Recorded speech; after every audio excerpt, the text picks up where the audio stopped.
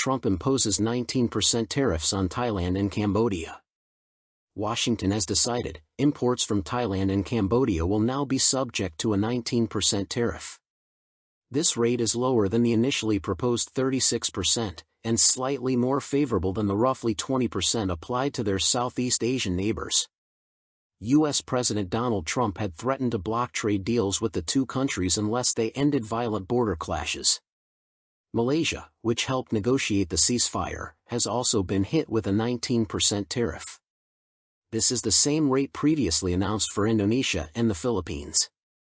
Earlier this week, Thai and Cambodian leaders agreed to an immediate ceasefire to end the worst fighting between the two nations in over a decade, which left more than 40 dead.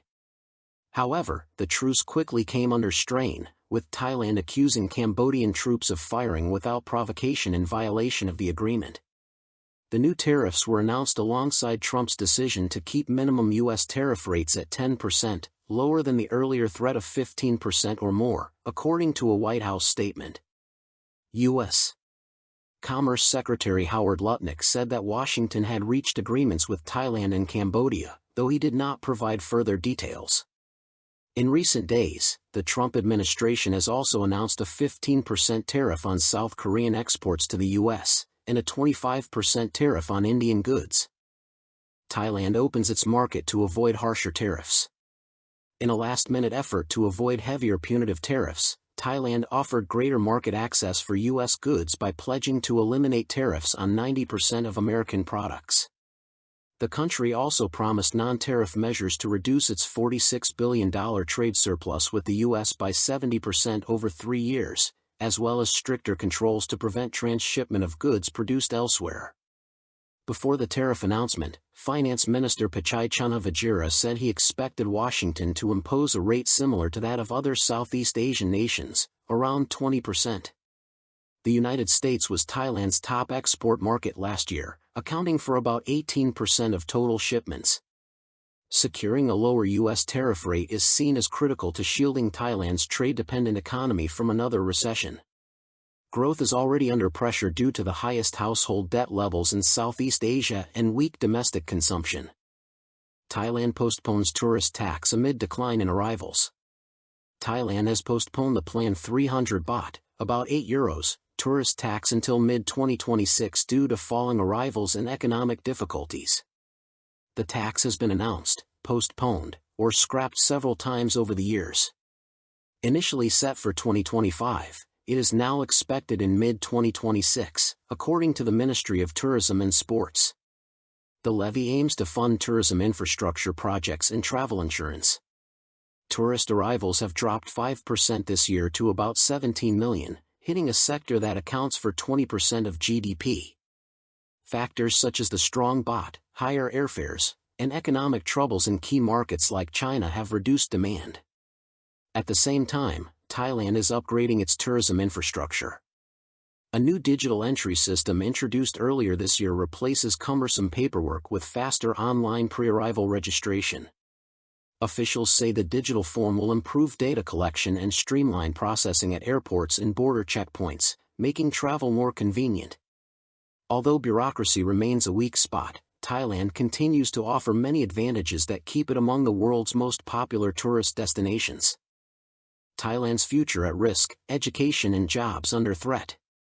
Thailand's future is in jeopardy, with warning signs coming from classrooms and the labor market. A new report by the National Economic and Social Development Council, NESDC, the Thailand Development Research Institute, TDRI, and UNICEF raises concerns about the country's human capital development. The report, Human Capital Development in Thailand, Reviewing Gaps, Barriers and Policy Options, warns that persistent inequalities and missed opportunities could undermine Thailand's long-term social and economic ambitions.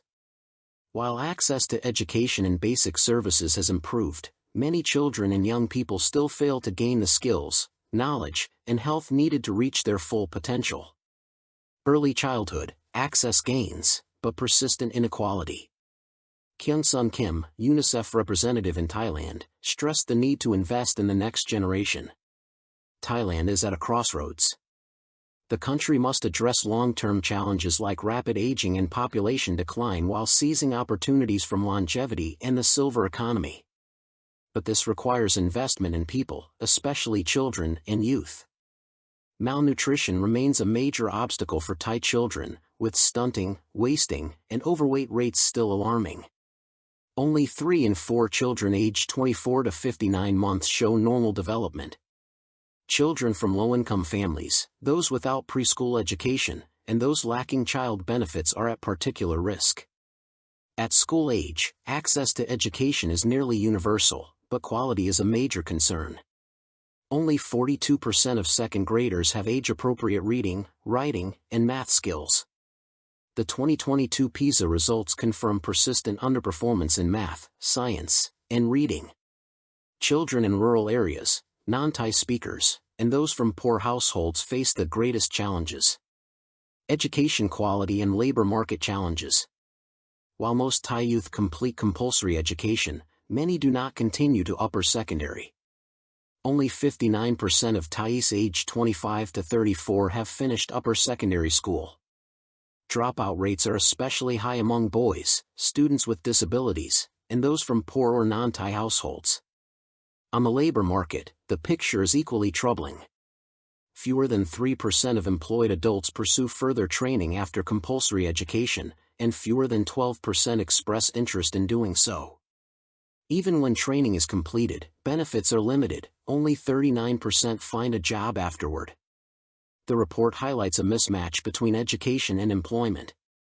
More than half the workforce holds qualifications that do not match job requirements, wasting valuable potential and lowering productivity. About 12.5% of young Thais aged 15 to 24 are not in education, employment, or training, NET, with the highest risks among low-income and disabled youth. Key barriers identified.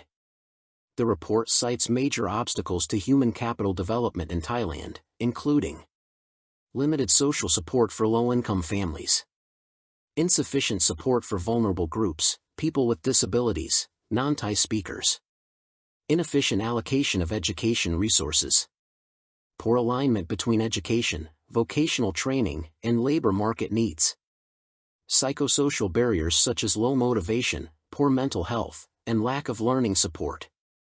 Danucha Pikayanan, NESDC Secretary General, said, "Systematic investment in human capital is not just a long-term strategy, it is essential to drive sustainable growth."